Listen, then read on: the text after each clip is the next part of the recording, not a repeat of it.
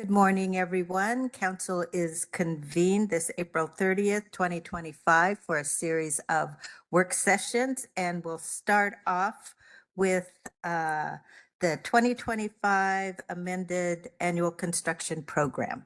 So please come forward.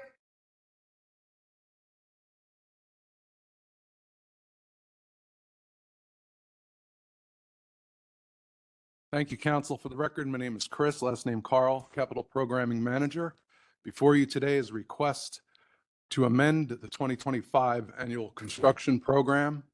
I will point to a $48,236,000 number here. If Rebecca, if you could please point to that right there. Yeah, that's a increase to what we adopted in November. And if we could quickly reference what was adopted, it was a 44,236,000, I believe, 44,930. Apologies. That's in millions, thousands, so that's 44.93 million. And if we could please go back to the amended. Going off of memory here, there was the description in the 9-step, but the request is specifically 4 things. 2 bridge ads. We received 2 grants, one for Allworth Road culvert, that was through the County Road Administration Board, as well as Mill Creek through RCO, the Conservation Office. So the standard is that we don't add these to the program until we receive grants, so we don't promise things that we can't deliver. So in this case, those 2 grants are a good thing that we received those grants. We want to start those projects this year. So that's bringing largely grant money in to fund those projects. Another request is to move the 2026 guardrail program up from a start next in 2026 to a start this year. So that's something that we'll capture here in this amended ACP. And the last piece of the request was a 160,000, I think, increase to 182nd and Risto Road project. Typically, those types of things go through our budget, or our TIP adoption. However, I received that increase earlier than normal, so we're including that here. Altogether, there's a increase from 48.236 million from that 44.93 million, specifically for 2025. These projects also largely affect the 6-year program. However, the cost to the county for these changes over that 6-year program is a reduction due to some budget decreases in the projects as well.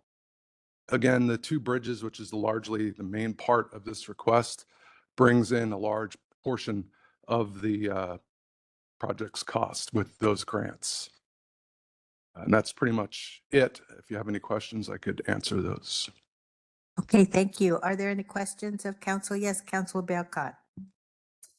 Yeah, you mentioned the reductions. Was that because I know last year, I believe it was last year, there was a project in my district where they just didn't have the manpower. I think there was some turnover in public works. Is it a reduction in projects because of FTEs?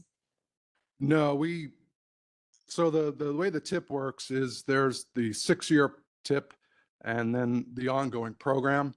Rebecca, if you could please go to this next tab over from that. So this is a summary of the 6-year program. And if you, this is the ongoing programs. Can you go to that next one, please? Yeah, and if you could scroll up 1 page, please. So what we do is we project our programs from a program standpoint. So in the case of a bridge, which we're talking about 2 projects, we put some dollars in the future, and you could read across that second one down off of that fourth one down off from the top, the bridge and culvert replacement rehabilitation program. In that summarizes active projects that we have in our TIP, our own ongoing program summary, but also the program itself. So in the case of these 2 bridges, we projected a county cost higher than that we'll need because of the grant dollars that we received. So that's it. In simplicity, it's less county cost than was projected, even though we're bringing in quite a bit of dollars specifically for the project. Okay, thank you. You're welcome. Any other questions? Go ahead, Counselor. I was curious if there is, maybe I'm not aware of it, but if there's a way, a link or something, or where people can get a little bit higher or, better description of each project so that they can see. And some of them just say like sidewalk, well, we don't really know what it is, whether it's replacing or if it's a corner cut or ADA access, things like that. But is there anywhere that we can go to get a little bit more description of the project? Not sure if somebody else would have that information. We do detail our large capital projects, but not as much for the ongoing programs because of the fact that they're not as known longer in advance. Where the large capital projects come from the capital facility plan, they're planned well, a lot more than these. These are kind of like an opportunity based. However, maybe Steve, you could, but we can. For the record, I'm Steve Gallup, the Transportation Division Manager. So we actually do have a website that lists the projects, and it's on the Public Works website that lists the future projects as well as the projects that we're working on that give quite a bit of detail and stuff. And so I think that's what you're kind of after. Great. And it lists these projects that are in the tip. Good. If you could forward that link to us, that would be Okay. awesome. Yeah. Thank you. Appreciate it. I'm glad to hear that. Yeah. Yep. Any other questions? Hearing none, did you want some direction from us this morning or? No, this is going to come before you in June for the Heads up. the official. Yeah. So this Great. is just a work session to discuss it. Great. Thank you very much. Thank you.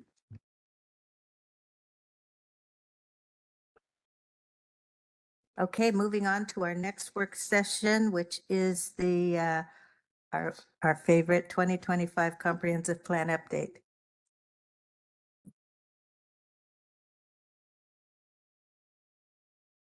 Welcome.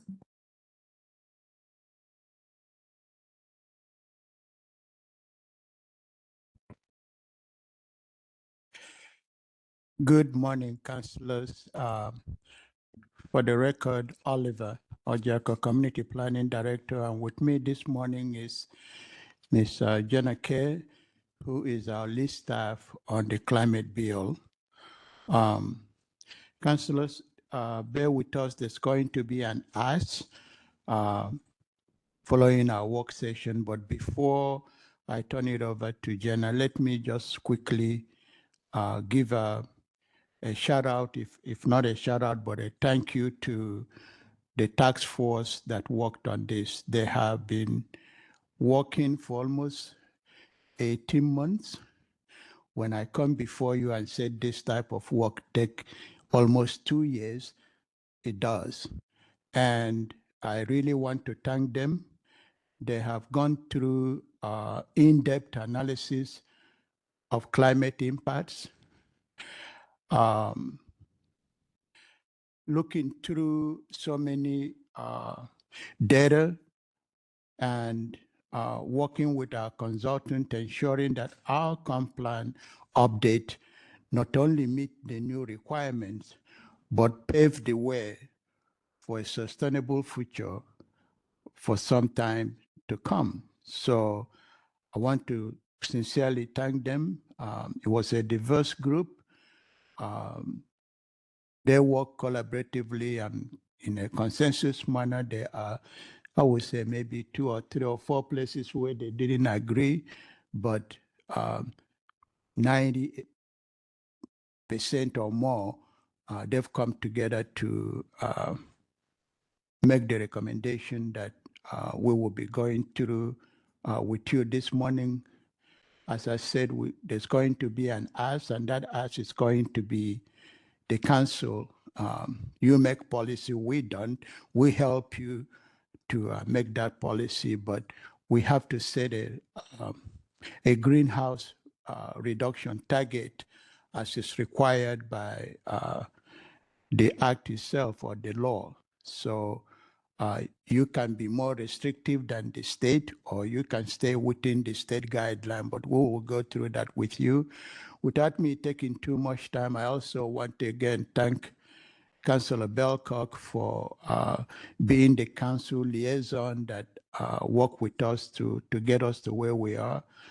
Greatly appreciated. I will extend thanks to you, Chair Marshall, for attending some of the meetings when you can. But with that, let me turn it over to Jenna. As I said at the end of this, I would like 3 thumbs up on where you would like to set the greenhouse reduction target 2050, 2045, 2040. We'll get there with you, hopefully. Jenna?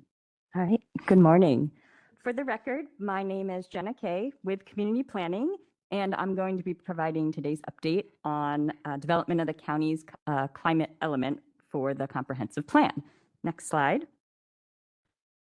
Our plan for today's presentation is to provide an overview of HB 1181. This is for those of you new to the council, we'll review the requirements of this legislation. And for those of you who've been on the council, this will be a quick refresher on those as well. Then we'd like to review the process we have taken to get to where we are today. And then we'll discuss next steps. As Oliver mentioned, there's one item we want to bring to your attention regarding a next step to get some guidance from you on. And then there should be time for questions. I will just say this project is so massive, there's a lot to get through. So I think I have about 40 minutes of content, but we will try to be efficient in going through it. Next slide. Okay, so let's jump into an overview of House Bill 1181. So House Bill 1181 was passed into law in 2023, and Clark County is in the first wave of adopters of this legislation. So no county or city in the state has implemented this legislation yet. The main things that this legislation did is it added a 15th goal to the Growth Management Act on climate change and resiliency. It also requires that Clark County add a climate element to its comprehensive plan. And this element needs to address both resilience and greenhouse gas emissions reduction.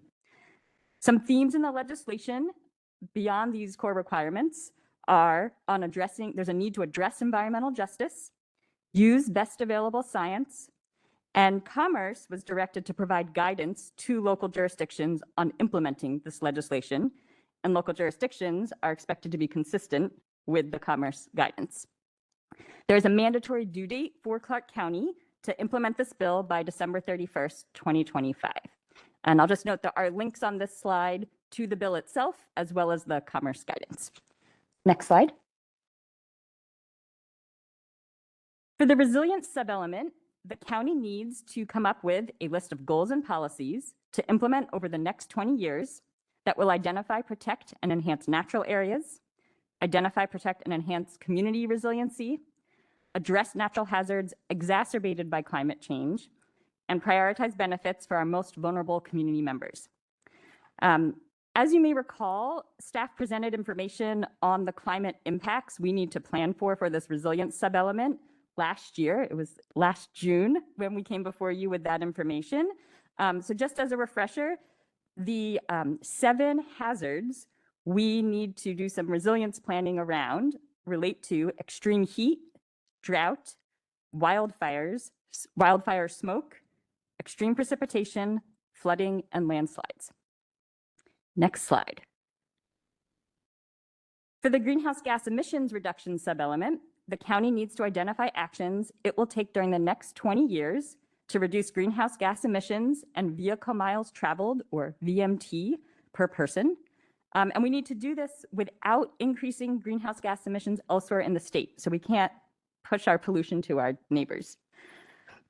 These actions must prioritize reductions that benefit overburdened communities to maximize the co-benefits of reduced air pollution and environmental justice. We met with staff at a work session in July of last year to look at the results from the county's first greenhouse gas emissions inventory. And as you might recall, the county's largest sources of greenhouse gas emissions relate to transportation, building energy, and agriculture, forestry, and land use. Also at this work session back in July, we mentioned that there's a need to include targets for reducing greenhouse gas emissions per the Department of Commerce guidance. And Washington State has a statewide goal of net zero greenhouse gas emissions by 2050. That goal is established in RCW 70A.45.020. And the Commerce guidance to us on implementing this climate bill tell us that we need to align with this statewide target. So there's a need to get to net zero by 2050. We're going to circle back at the end of the presentation to talk about that a little bit more, because we do want to just confirm some direction related to that. All right, let's go to the next slide. And then just as a quick reminder, the county's climate element only applies to the unincorporated area, shown in blue on the map here. Our city partners also have to implement this legislation and are on the same timeline as us. So there's lots of climate planning going on in parallel right now throughout the county. We do have an interlocal agreement set up with several of the cities to share some technical resources for this work, but each jurisdiction does need to adopt its own climate comprehensive plan policies. Next slide. Okay, so that was the quick overview of core requirements for this work. And next, we'd like to review the process to date. So I think you all are familiar with this slide. This is the overarching comprehensive plan timeline. And as you know, the climate element is a part of this broader comprehensive plan project update. So this climate element is happening as part of the comp plan update because it's a legislative change. The county needs to make sure its comprehensive plan we need to make sure we're current with current legislation. So this is a change that's happened in the past few years. So the climate element will become a new chapter in the county's comprehensive plan. And so we've circled the item in the bigger comprehensive plan project where this fits. So this is new comprehensive plan text and policies that we're talking about. And I'm not going to review the rest of the timeline because I believe you all are familiar with it. Okay, let's go to the next slide. So just big picture in terms of what we've needed to do to develop the climate element. We need to come up with a resilience and greenhouse gas reduction sub-element in alignment with those requirements we just reviewed. Both sub-elements have required background research and analysis work, development of some draft goals and policies, and then further review and refinement of those policies that eventually need to be written in a chapter form to become part of the comprehensive plan. We are at the star on this slide right now. So we are in the process of trying to wrap up writing the draft climate element to get it ready for the adoption process. Okay, so with this sort of big picture in mind, let's go to the next slide. So I just want to also just look back quickly at what's happened to date with this project, because it's now been going on for almost 2 years. So a lot has happened. So just want to do a quick refresher. And I will just add, for those of you new to the council, if you have any questions about things that have already happened, we are glad to follow up and help bring you up to speed. But let's look back to March 21st of 2023.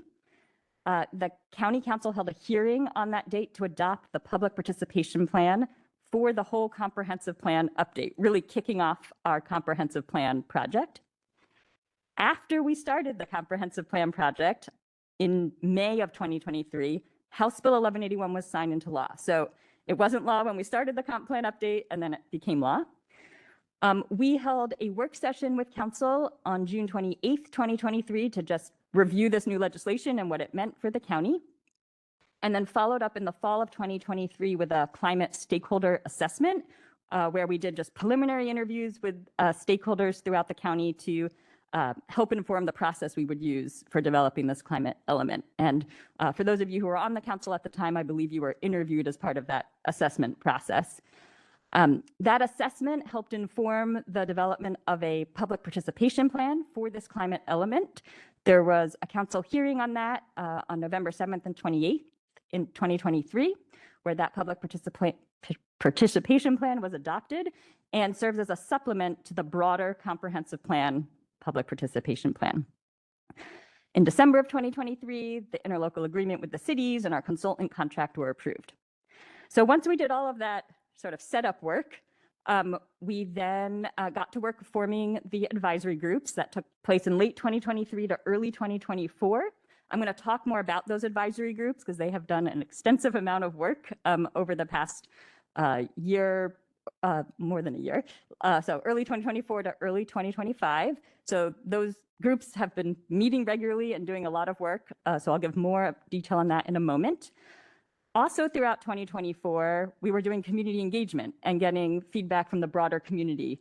So I'll talk more about that as well, because again, lots of work has been going on related to that.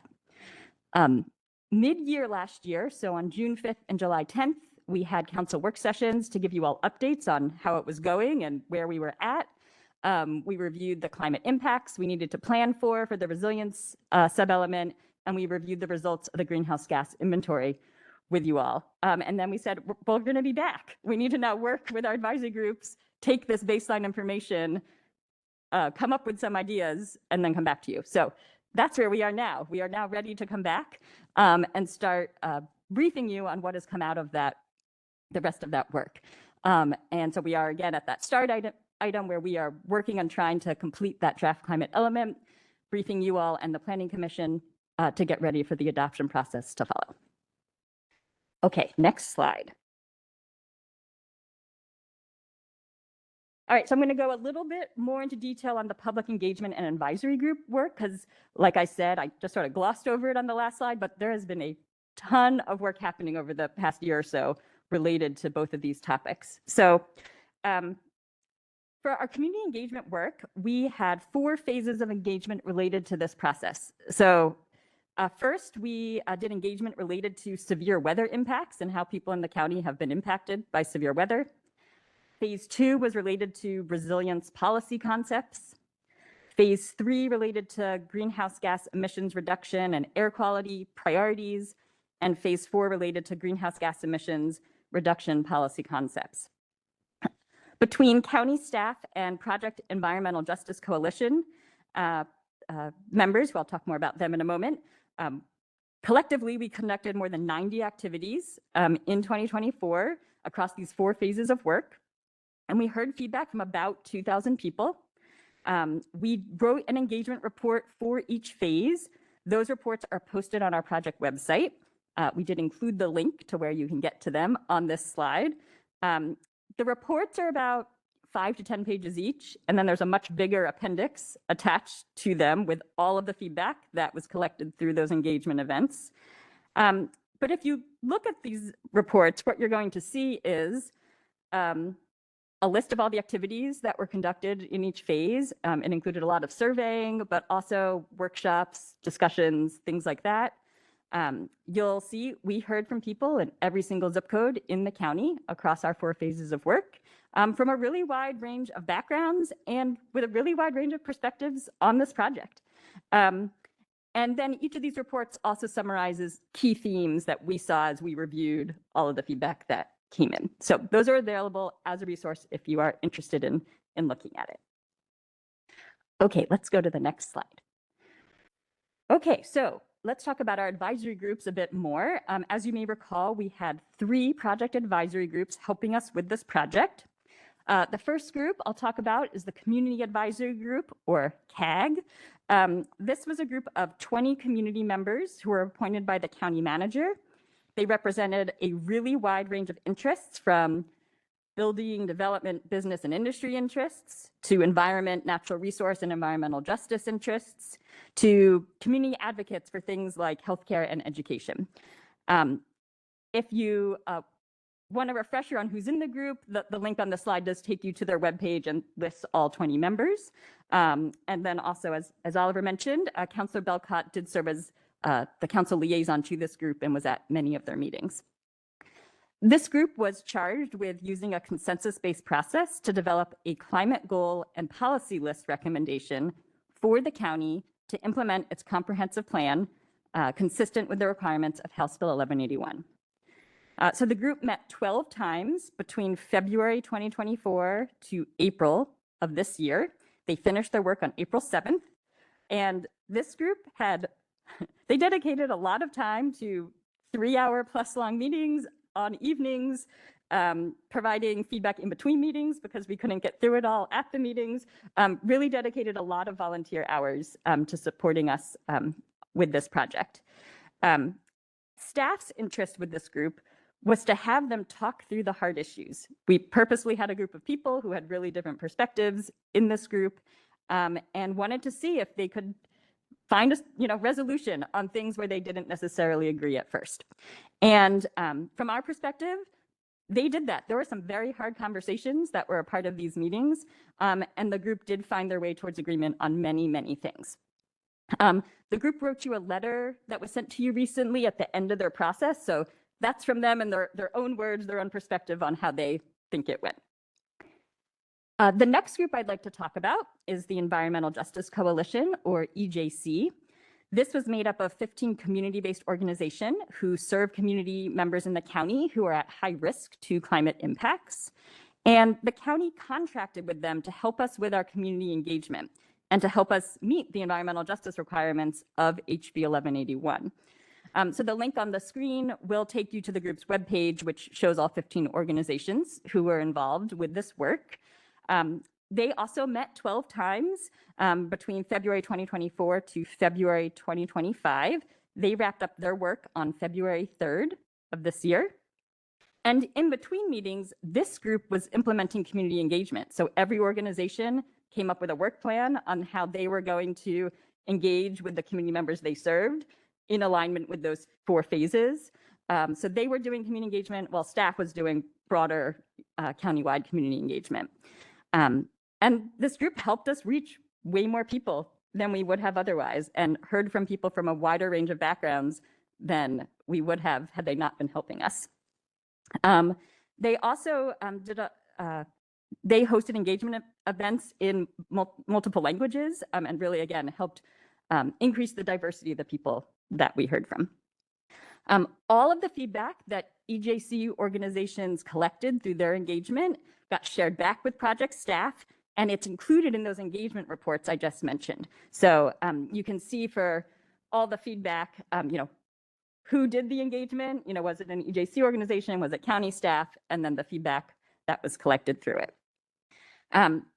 The other thing that this group did was they guided the development of an equity lens to help the county review draft policies and incorporate environmental justice considerations into the draft policy list, again, because there's this need in HB 1181 to do that. And so they helped us design this process and then helped us do that review. The equity lens had 3 overarching questions that we used as we reviewed draft policies. The first was, who is most impacted by the policy, positively or negatively? The second, what does the data tell us, considering quantitative and qualitative data? And the third question was, what are the ways in which a policy recommendation could be modified to enhance positive impacts or reduce negative impacts? The group did that. I'll talk about how their feedback folded into the process. But at the end of their work, they did also write you all a letter from their perspective on what the process was like for them to be a part of that group. Okay, and then finally, our third advisory group was the Partner Agency Team, or PAT. This was an interdepartmental and interagency team of technical reviewers representing many county departments, cities, fire districts, school districts, hospitals, ports, regional agencies, and state agencies. And so we really assembled this group as our technical go-to group because climate touches so many different aspects of our lives. We needed a really broad range of people to help us when we had questions we couldn't answer and needed their area of expertise.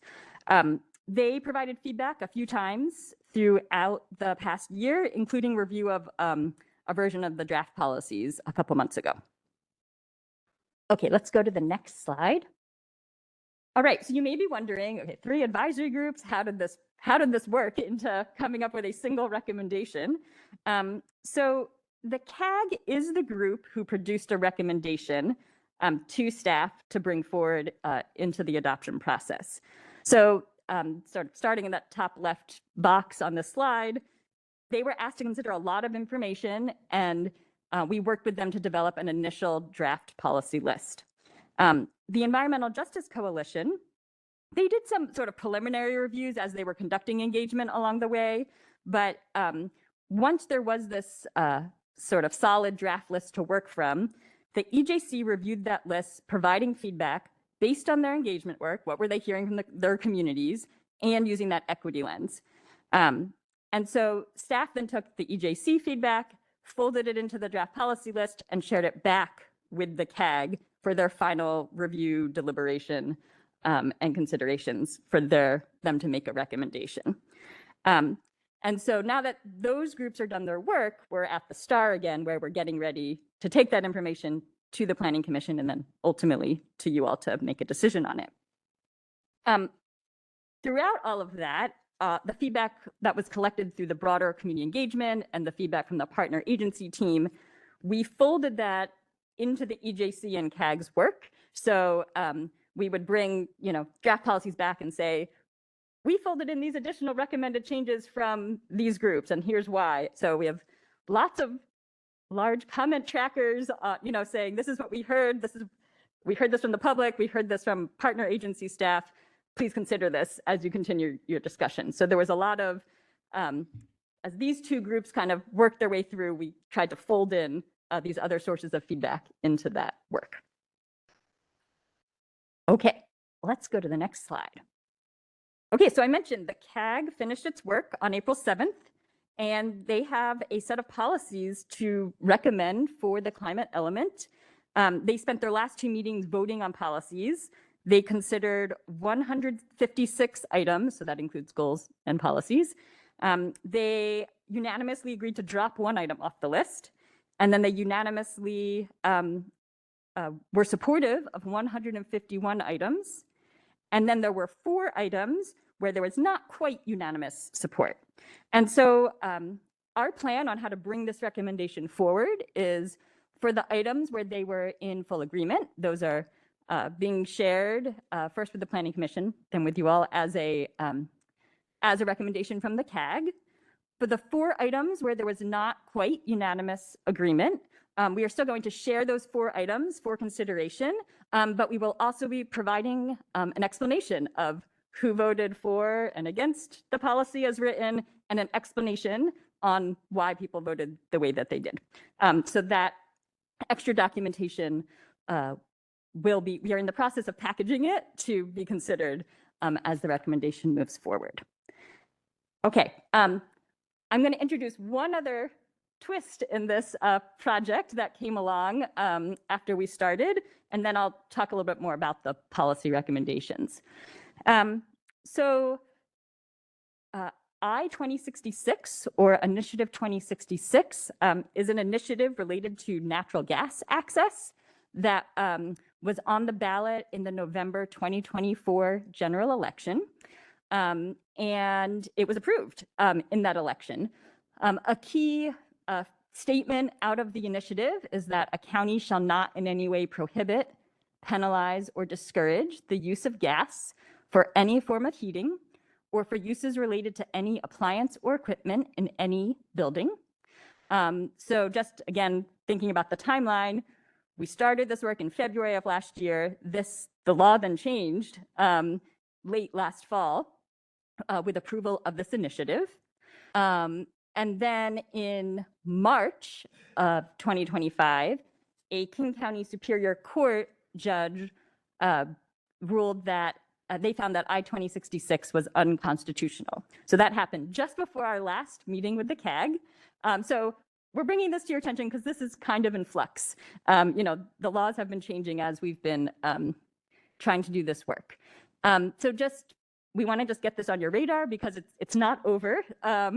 The next steps related to this is we are anticipating that this judge's ruling is going to be appealed and make its way to the state Supreme Court. But the timing of the procedures of appeal are unknown. So we don't know if the Supreme Court is going to make a decision on this matter before you all need to vote on our climate element or not. So we're just not clear on the timing.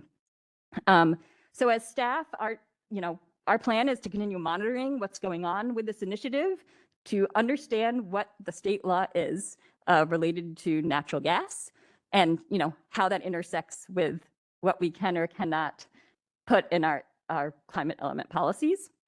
And, you know, and we're listening to the Department of Commerce and the guidance they are telling us on what to do, which right now is continue to monitor this, you know, how this unfolds.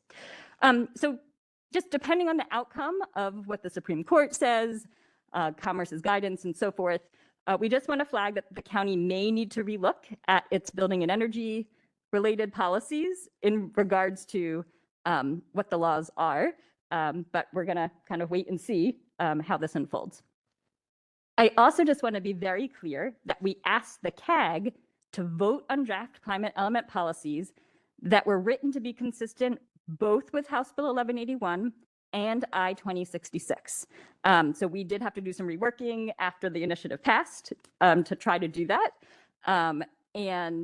You know, so if in the future staff does have a recommended change, we will be very clear that that is coming from staff. You know, that was not what the CAG considered or was asked to vote on. Okay, so this is now on your radar that this is happening if it wasn't already. Okay, let's go to the next slide. Okay, so we are going to work on scheduling future work sessions with you all to actually walk through all of the policies. But today we want to introduce them to you and sort of set you up for that future conversation. And so as you know, in every comprehensive plan element, there are two sets of policies. There are county-wide planning policies, which you all as the county council and all of the city councils need to approve. And then there are the county 20-year planning policies that just apply to the unincorporated county.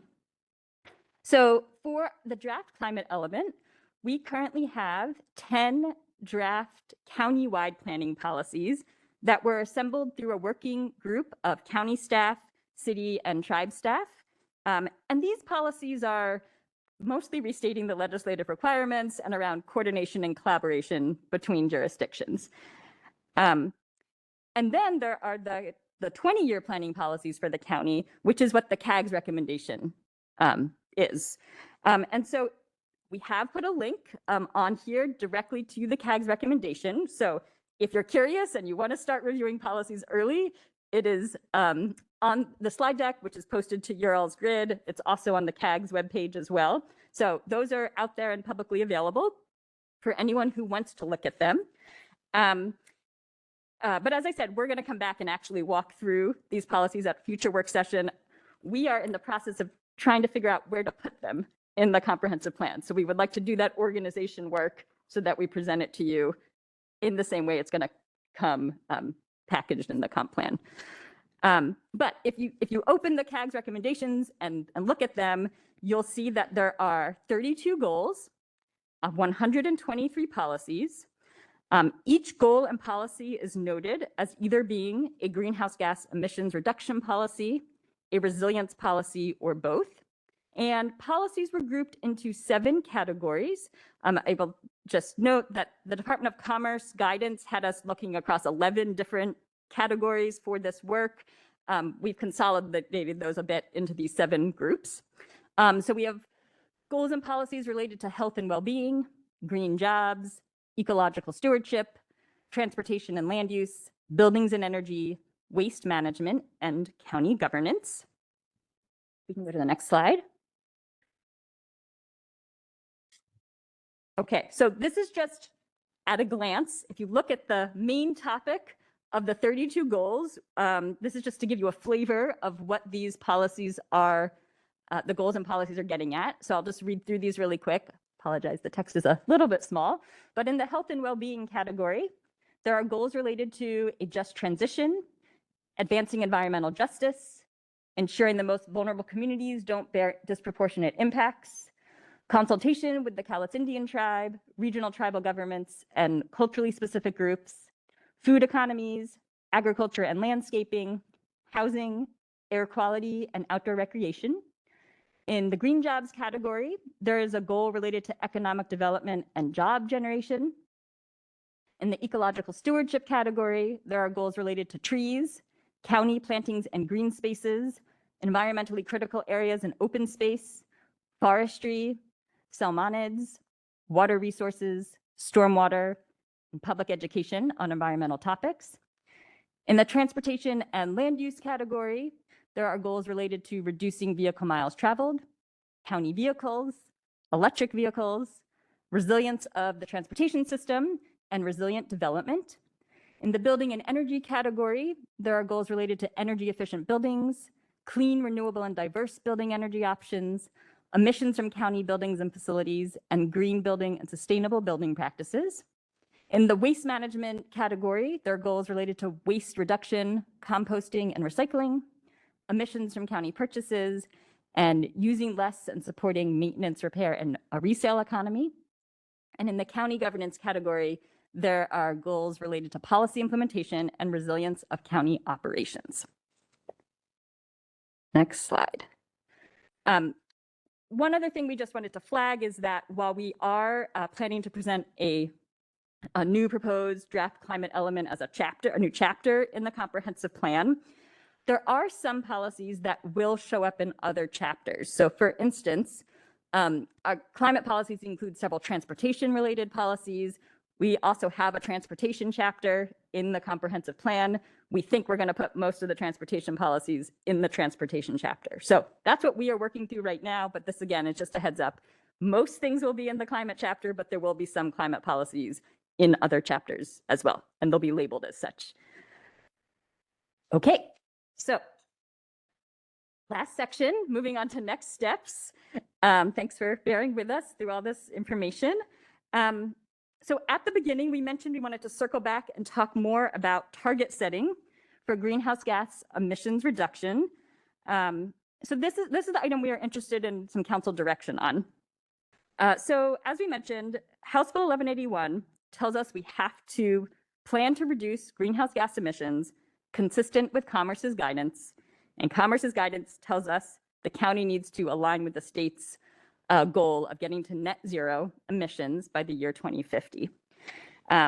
So the state has directed us to an emissions target. But I just want to unpack that a little bit more. So what exactly do we mean when we say reducing emissions to net zero? Based on our greenhouse gas emissions inventory, it showed that the county produced about 1.5 million metric tons of carbon dioxide equivalent emissions in the year 2022. So we have a baseline number. And our job, based on this direction, is to bring that number to net zero metric tons of carbon dioxide equivalent by the year 2050. And we're supposed to set incremental targets to get there. And HB 1181 tells us we have a 5-year mandatory reporting requirement on our progress to the Department of Commerce. So that's kind of the framework we have based on House Bill 1181 and the Commerce guidance. Some things to think about regarding setting targets. As staff, we're interested in confirming council direction on the timeline to get to net zero, but before we have to write something into the draft climate element. So we want to make sure what we're writing is consistent with your all's direction. And if we're going to work on some proposed incremental 5-year targets, we want to make sure we understand what we're working towards. So 2050 is the backstop that we're being told. But a jurisdiction could choose to be more ambitious if they wanted to.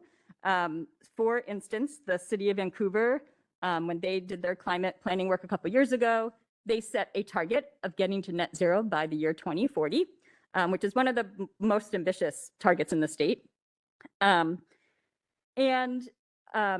We did that. The CAG was interested. Some CAG members were interested in this topic. We did do a brief polling of them to see their take on this. That is linked here. I think we got responses from 13 of them at the time. This is by no means a comprehensive, selection of feedback on this. Jen, I hate to interrupt, but Yeah. I do see a counselor with his hand up. Oh. So I don't know if you wanted to finish the presentation and then open it up to questions, but I don't want to ignore his hand at the moment. Sure, I am almost done, if that works. If we can just wait, I see a nod. That's Okay. great. Thank you. Okay, awesome. Okay, so I was saying, we do have a link to, we did poll our CAG members, 13 of them provided feedback on their take on this. Again, this is not a community-wide comprehensive set of feedback on this matter, but it's just being shared as information. And, the other thing about setting targets like this is that they don't change the policies that are guiding you on how to get to zero, right? This is about providing direction on the speed with which the county should be working to get there, right? That's what this is about. It's not about the how we're going to do it. The policies are the same no matter how fast you do it. Our ask is, the default is to use the net zero by 2050, but we do just want to check with you all that if you want to have a conversation on something sooner than 2050, we just need to know that so that we can plan for those conversations to happen. But if not, if you want to just use the default 2050, we will move forward with that as well. So that's kind of what we are looking for. I think I'll do my last slide and then we can come back to this in the discussion. Okay. All right, so in terms of overall next steps, we want to just confirm greenhouse gas target and interim targets with you all. Staff is going to finish integrating the climate element into the comprehensive plan and preparing the final documentation for the adoption process. We do have 2 upcoming work sessions with the Planning Commission. One is tomorrow on May 1st. The other is on June 5th, where we're going to start reviewing the climate goals and policies with them. We will then come back to you all to review the goals and policies in more detail at future council work sessions, which will then take us into the adoption process. Okay, so that's all we have, and glad to go to questions. Thank you very much. This has been, yes, go ahead, Oliver. Just quickly, I did thank the task force. I want to also, before I forget, to extend my sincere thanks to public health. This will be like, if not the 3rd, maybe the 4th time community planning I've worked collaboratively with public health. I want to give a shout out to them. They spend almost 100,000 helping us out in the work relating to this. So my shout out to Dr. Melnick and his staff, and Amy, what's Amy's last name? Koski. Yeah, Amy as well. So I'm very grateful when we work together and save money in doing so. So we are ready to have your questions and then get back to us this morning.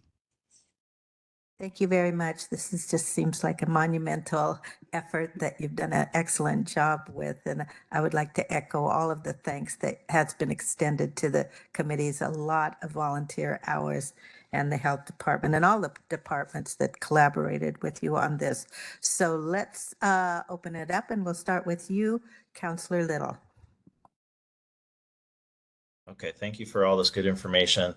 I'm reading a public comment from Don Stinky, and it looks like there's also, and I'm trying to confirm with this question whether this is true, that there's an additional requirement that is a 2030 goal, a state goal of having 45% reduction in greenhouse emissions by 2030. And I just wanted to confirm that, and because that's only 5 years away, and I was just trying to figure out what the baseline for that data is.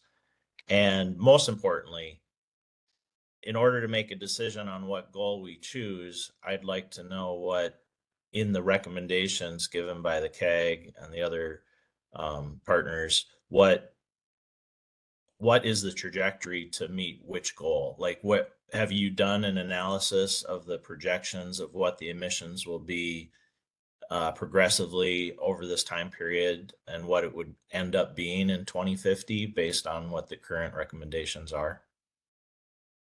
Yeah, thanks for the question. In relation to the first part regarding the comment, the RCW that I cited does also have interim targets written into it. The statewide targets are based on a baseline of 1990 emissions levels for the state. So anyway, I don't know the numbers off the top of my head, but they are written into the RCW, the interim targets. They are not in 5-year increments, though, but there are some steps towards 2050.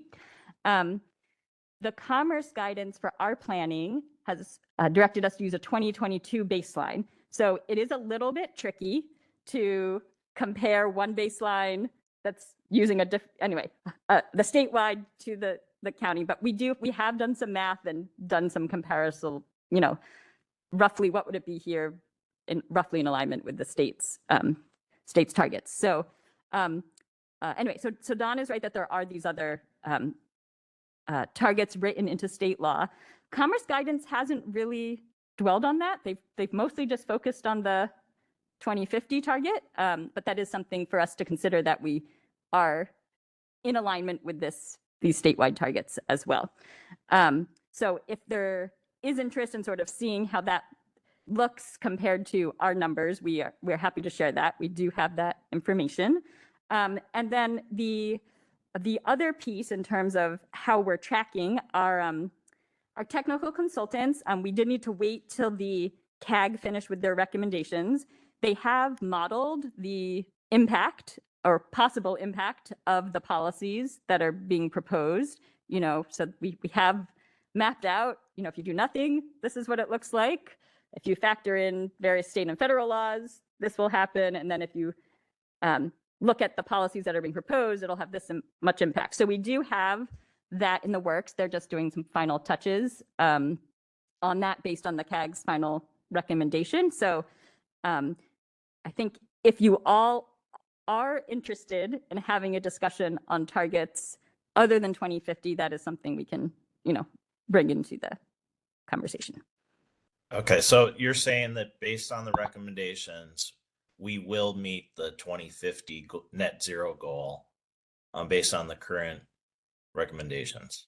There is a gap. I'm not sure we've seen any climate plan that fills any of the gaps. So we think we can get this far, and then there is an unknown entity of emissions. Either the technology doesn't exist or there's not a clear pathway at this point. So there's some unknowns on how to get to zero, or how maybe you need to figure out how to sequester more for the emissions that you can't. So I guess we aren't quite, there is a gap, I guess is my short answer, but glad to share that additional information with you all. Okay, yeah, I'm a numbers guy, so it's really hard to make a decision based without numbers. But just a side note, and I know there's a lot of comments directly on this, but I noted that you had this equity filter that you're using, and I'm just curious if that is an equity filter. I guess this question is more for Oliver. If this could be used for other decisions that the county is making, is it an appropriate type of filter to use in other areas? Yes, Councillor, it is possible, but we have to take a look at what areas can you look at land use through the equity lens? Yes. Can you look at transportation, economic development? Yes, you can, but you have to be able to identify what part or what area you want to look at. That's possible. As Jenna indicated, some of these target setting and reaching that, there's a couple of unknowns. We all are aware of that. For example, the technology may not be there now, and some companies or some industries are beginning to look at what effort they will make and make sure those are profitable to them. But some of the technologies for reducing greenhouse emission is not yet in place and may take time to develop, but there's always going to be gap. Yes, to answer your question, depending on what particular area or land use you want to look at, yes, you can look at it through the equity lens. Target setting, if the goal is, okay, we'll reach 50% of the target by 2045, you can say so in your policy choosing. You can do 25% increment by 2030, 2040. 2030 is only 5 years from now. if you want to say by 2030, we're going to reduce greenhouse by 25%, I don't know, but 50% by 2045 or 20, your call, but I think, as Jenna was saying earlier, I think if we stay within the guidelines, I think we'll be much better. And looking at how far we are going or seeing in 5-year interval, that would be very helpful. I'm hesitant to say, set it at 2040 or 2045. There's some members of the TAG that would like the council to go to 2045, but that's going to be your call, sir. Okay, got it. Thank you. And I'd love to revisit in the future the equity criteria or filter and see if we could use it in other areas of the county decision-making process. Yeah, it's possible. And if I may add just one preview of the policy list, we did write in some policies regarding figuring out a way to integrate equity into future decision-making. So didn't want to prescribe the lens that we used as this project, but to just at least have the county do the work to figure out what would work moving forward. So that may at least partially address what you're suggesting, Councilor Whittle. Great. Councilor Fuentes indicated he wanted to speak, and then Councilor Belcott, I'll get to you. Thank you. Good morning. Thanks for all the work that's being done, and kudos to the CAG, EJC, and Pat. I know a few of the members personally, both on the CAG and EJC, and they're very passionate about the work that they do. And in fact, the organization that I work for is involved in the EJC, Fourth Clean Forward. So shout out to Omendra for doing amazing work. My question to you is, Vancouver has a target of net zero by 2040. What are they doing that they feel confident to reach such an ambitious goal that perhaps maybe we can replicate? I have an idea, maybe not expanding the urban growth boundary, that might be helpful, right? But so I'm curious, what does that look like? Well, I'm not sure we can speak on behalf of the city, but my understanding is that the city council at the time, chose, they considered a few options and chose the more ambitious one. I am not sure the city, I think there are unknowns. They're not actually quite sure how they're going to fill the gap that it's not clear. So it's more the direction to work as fast as you can. And we're going to have to figure out how to fill the unknowns. So my understanding is there's still some uncertainty on how they're going to do it. Hypothetically speaking, could we set such an ambitious goal and work towards a 2040 net zero? Do we have the capacity to do that? This is Olive again. There are some areas where we don't have the authority. In other words, we cannot ask the companies to do X, Y, and Z. As a result of that, lack of authority to dictate, and again, don't know what federal laws may be, I'm hesitant to say, set it at 2045. It's ambitious, but there are some areas where we don't have the authority to mandate companies to do X, Y, and Z. We mentioned earlier that the technology may not be in place. It could take some time. And the other thing that will change our behavior, collectively speaking, on how we drive, how we do certain things.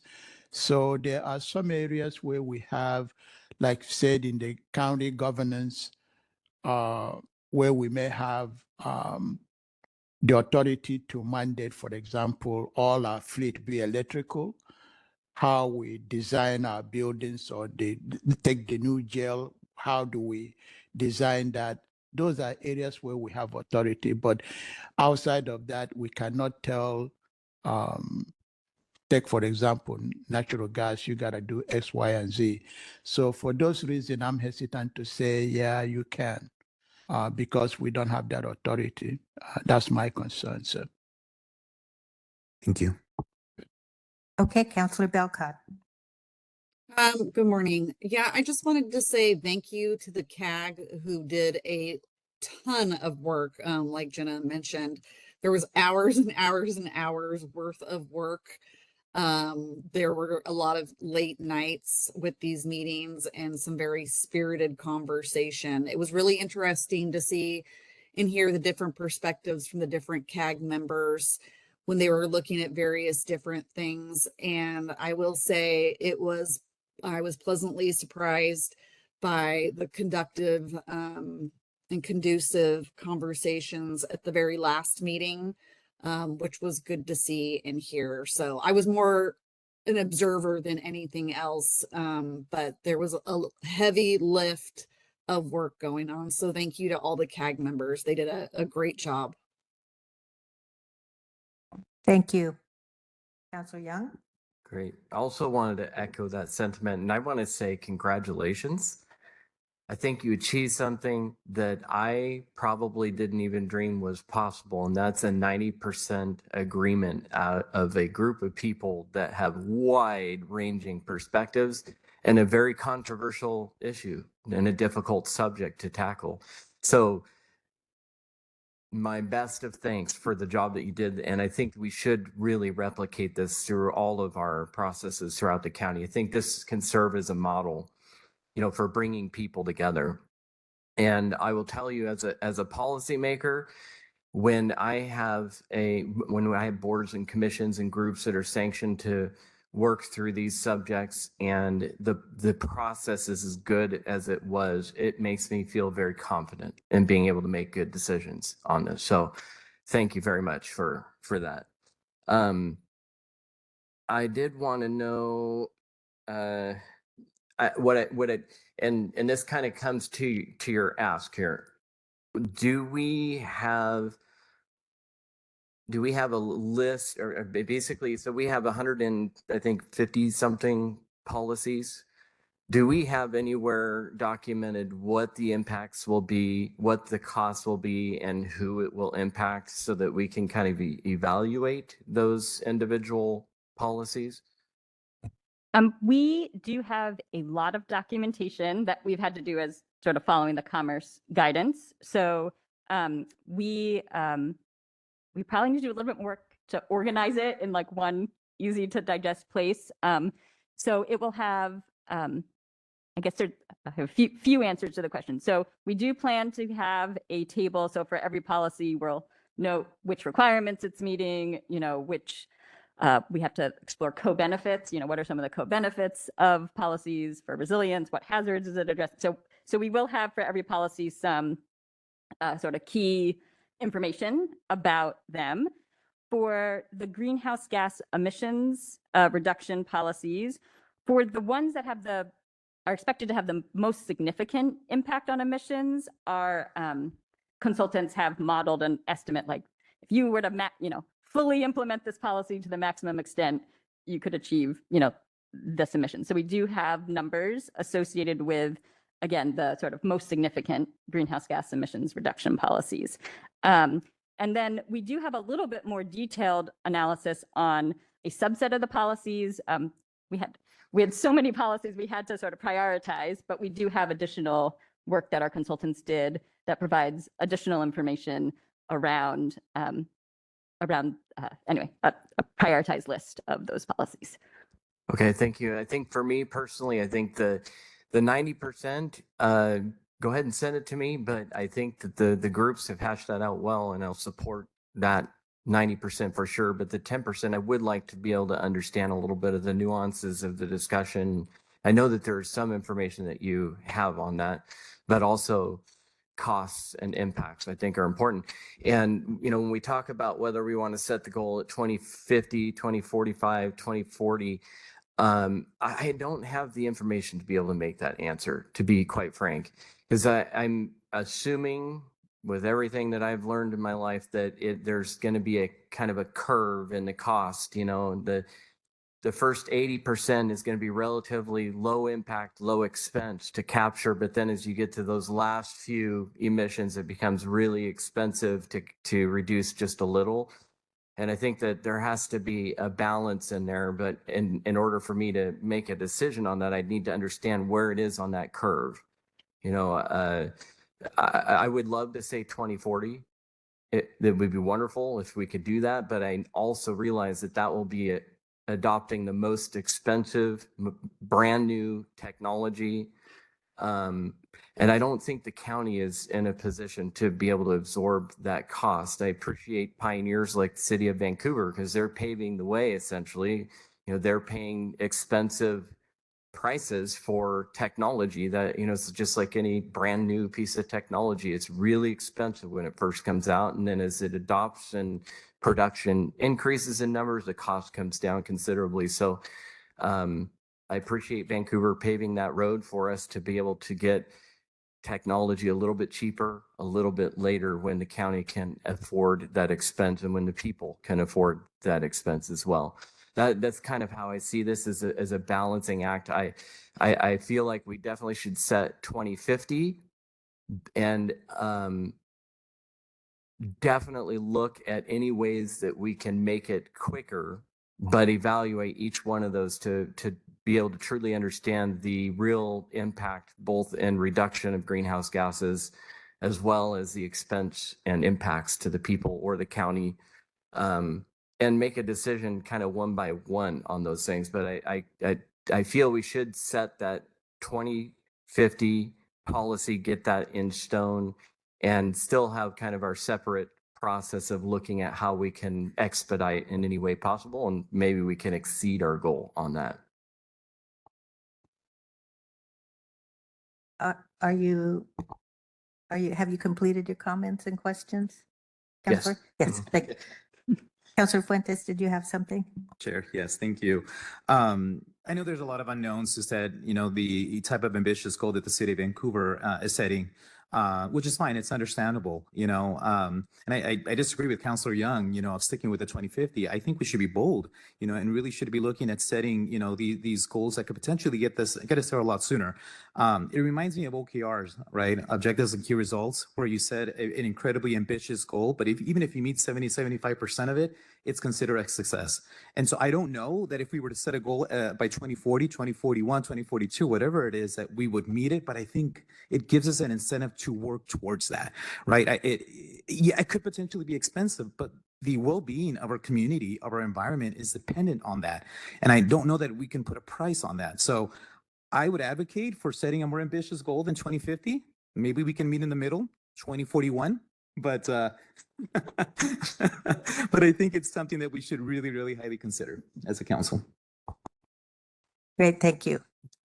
I have a few comments. I agree with Councillor Young that this really is a good example of a robust public policy and the time that it takes to do that. And as we can replicate and implement that in other realms. And I just have to say, related to the ag study, I think we've sort of guaranteed we're not going to have a robust public policy, public engagement process. I would like to mention to the councilors, there's a load of information, and in as much as we as councilors can look over that information, if you have prioritized what particularly we should be looking at and reading, in as much as we can do our homework in advance, ask questions in advance, we don't have a lot of time to move through the comp plan updates, but that will streamline these meetings if we come very well prepared. So whatever advice you have on prioritizing information we need to be reviewing, that would be great. I don't know if the committees considered what the cost might be to implement some of this, but I think it would be good to get some sense of that, because we can write up the very best policies, but if we don't have some sense of what the costs will be, that's an important part, and what the results would be, similar to Councillor Young's comments, to evaluate what are the very best things that we should be doing. Related to the natural gas issue, are there recommendations that prohibit, penalize, or discourage natural gas? Are there recommendations that are coming forward on that? So the CAG's recommendation, we made sure to frame all the policies in such a way that they don't do that. So we worked with a subcommittee to get the policies written so that they're consistent with both reducing emissions, but not prohibiting or penalizing natural gas. So the recommendations that we've linked here don't do any of that. But I think what we are, our sort of heads up is, if the Supreme Court does hold up that I-2066 is unconstitutional, we want to double check with Department of Commerce, who's kind of just said, watch and see what happens at this point, that if we need to revise any of the building policies to help further emissions reduction, because we couldn't say, Electrification more. right, we can't, if I-2066 stands, you can't say we're going to push for electrification, because that is discouraging natural gas, right? There's certain types of policies that couldn't show up on the list because that we know best available science, suggests these are effective strategies, but that aren't consistent with I-2066. So we will need to relook at those policies, but we would like the legal piece to play out, so we know what we're working with. So I guess more to come on if staff may have some additional recommendations. Right. I know this will be in the hands of the attorneys, but, encouraging electrification is not a direct discouragement of natural gas. That may be the case. That may be how it plays out, but I don't know. It's all in the interpretation. But if that does get resolved before our adoption, can we quickly pivot to include language that could be encouraging electrification? My response will be yes. If a ruling comes out, as China was alluding to, and found I-2066 to be unconstitutional, we will pivot to more emphasis on electrification. Okay, that would be great. And it's an unknown when that, the law and courts work in their own time frame. But I would encourage that, because I think that's a significant element. If we're not encouraging electrification, that's a big deal. Yeah, and I don't know. What I'm hearing from others is that depending on what the court rules, you may see a different form of I-2066 In the legislature, yeah. or in the yeah. legislature, or another initiative that makes it constitutional, if you will, not adding so many Right. component into one. And we'll see people in this room as well. So Exactly. So I- we'll see. We don't know yet. Yeah, we I don't know understand yet. that. Yeah. As far as interim goals to achieve, I would support, I don't know what they would be, but I would support some interim goals. And how I see this whole process working, even though that may not change the policies, I think this should be an adaptive tool that if we see how we're doing at interim points in if we're on the right trajectory, and if we're looking like we're falling short, to be able to do that adaptive management. Let's see if I had anything else here. I think that's mostly it. Again, really, really good work. Council, read up on everything you're interested in. Oh, there's Councilor Little. Please go ahead. Yeah, if everyone's looking for direction, I would suggest that we give the go ahead to stick with the goals under current law. And for that interim goal, there is a goal set in law right now that's 45% of 1990 levels in 5 years in 2030. That is aggressive. That's ambitious. It's going to be hard to meet. And as we heard right now, just today, the goals that are already recommended by 90% of the folks there is still going to fall short of the 2050 net zero goal. So I think if we just reiterate what the state goals are, then the group has a goal to set. And I think we should include that interim goal that's set in law of 45% by 2030. That would be my recommendation. Go ahead, Councilor Sure. Young. Just one quick comment in response to Councilor Fuentes. I would be happy to join you for 2041. But the only thing is I would need to understand what the implications that we don't even know yet what 2050 means in terms of financial impact and impacts to people that live here. So I just would want to be able to understand that before I would set a more ambitious goal on that.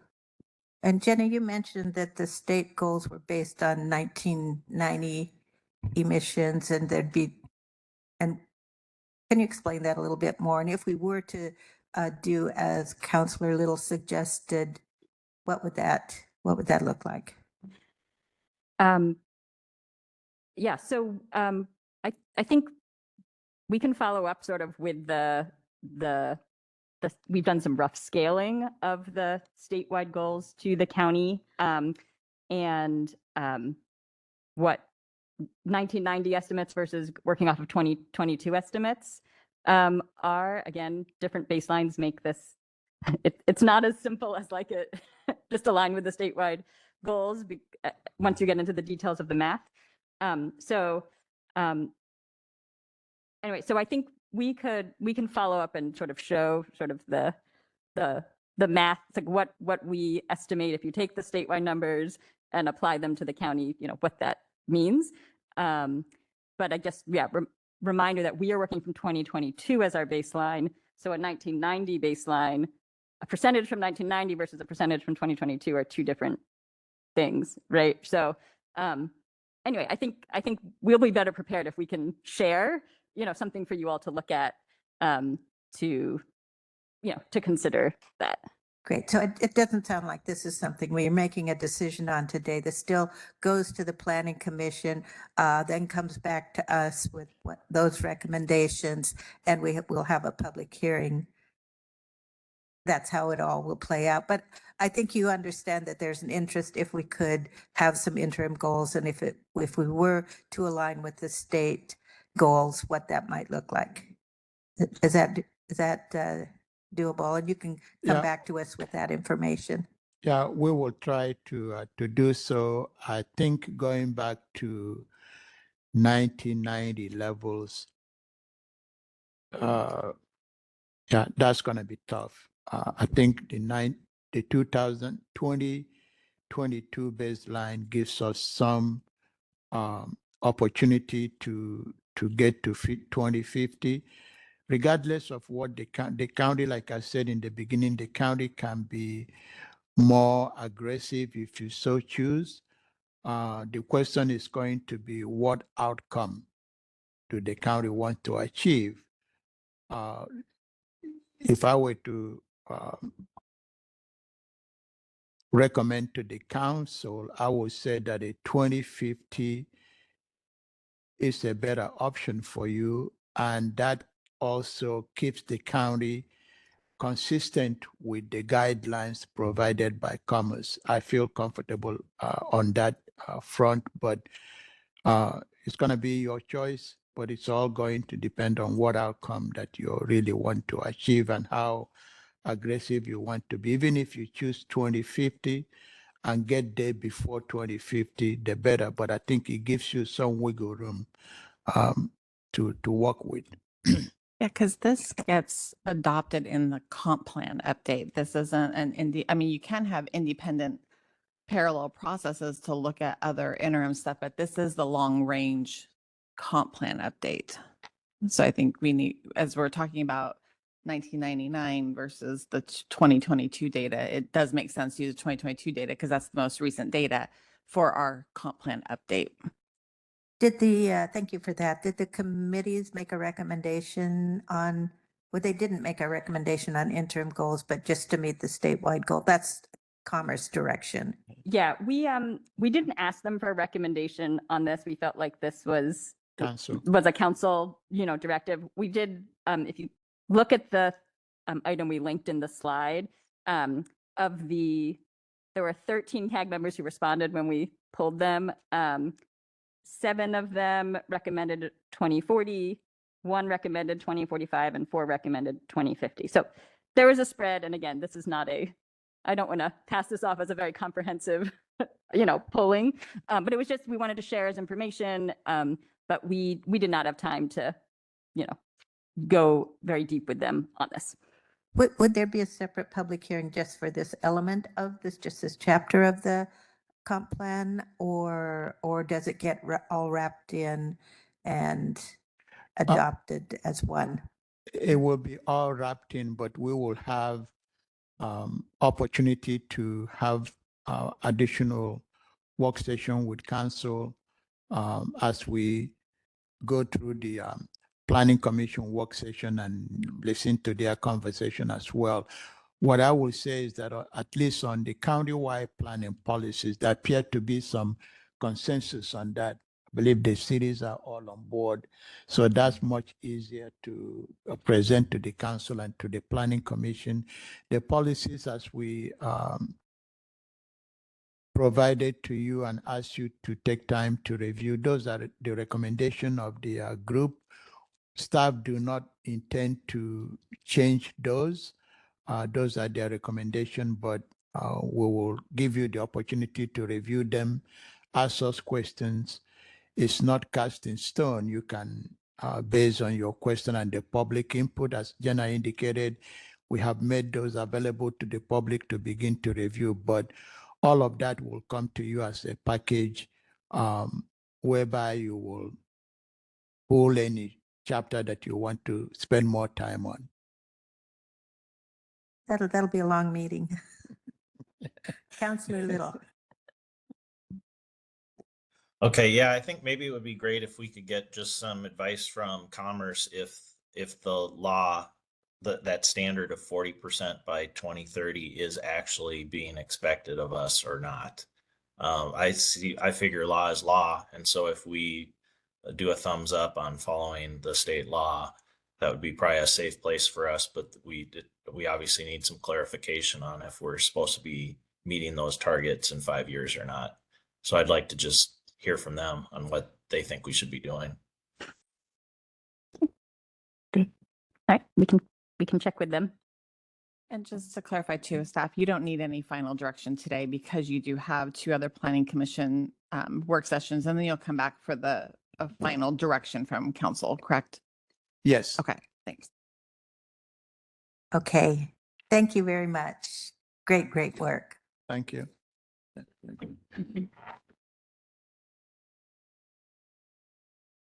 Okay,